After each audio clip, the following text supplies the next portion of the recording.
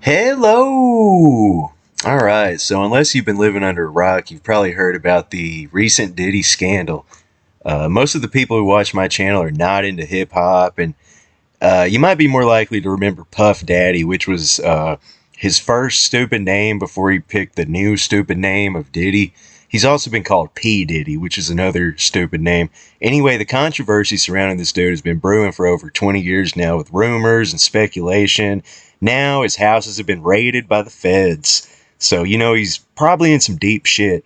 Diddy's involved in a lawsuit right now that basically says he forces young rappers to let him have his way with their private areas. He's also done stuff to women, allegedly, but it seems like 99% of Diddy's thing is with guys, which is fine, but it seems like he's created a situation where young gangsta rappers and young pop stars are basically pressured into letting Diddy have their way, or have his way with them. So there's even been speculation of some crazy stuff with minors, which is obviously like very uncool and not a laughing matter. Basically, all this like crazy eyes wide shut type shit has been allegedly happening at Diddy's parties. A lot of famous people in Hollywood have attended these parties. There's mostly been a vow of silence regarding what really goes on at these things, man. People don't want to say anything because a lot of illegal shit happened at these parties, allegedly. And Diddy has allegedly been filming celebrities in quote unquote compromised positions, man. So he's basically like the Jeffrey Epstein of bad music. Reason I'm covering this on the channel is because Tommy Lee of MOTLEY CRUE has been friends with Diddy and has attended the weird parties at Diddy's mansion, and he hasn't spoken about the issue yet, man. So a rocker hanging out with Diddy is kind of weird to begin with, but not really when you think about how all throughout the 2000s Tommy Lee was trying to make it as a fucking DJ. Is he still doing that shit? That shit was stupid, man. But if you want to make it in Hollywood as a DJ, I suppose it's a good business move to go to one of Diddy's parties. Only thing is, man, was Tommy Lee there for networking, or was he there for more nefarious purposes?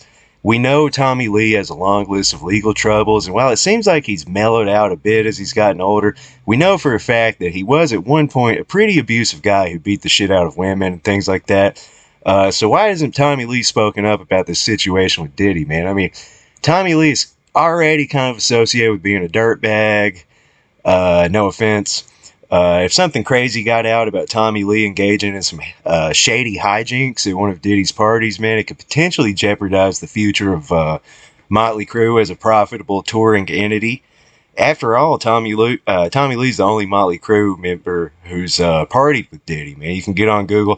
Mick Mars is not partied with Diddy. Nikki Sixx is not partied with Diddy. And he's probably arguably more famous than MOTLEY CRUE, like in music, I believe. Vince Neil is not partied with Diddy.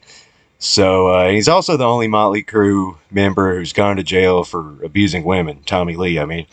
And many of us are aware of the speculation that Tommy Lee was perhaps the one who allegedly violated Janie Lane of Warrant, although a lot of homophobes out there tend to blame Rob Halford and Paul Stanley just because Rob is gay and Paul acts gay. But when that rumor originally appeared on the internet, people on forums, because I was there, man, people on forums were insinuating Tommy Lee, or perhaps even MOTLEY CRUE's manager Doc McGee, has something to do with it. They say where there's smoke, there's fire. Who knows, man? Do you guys think Tommy Lee should condemn Diddy's twisted sex parties and maybe distance himself from not just Diddy, but also the whole DJ bullshit scene? Let us know in the comments what you think, and don't forget to subscribe.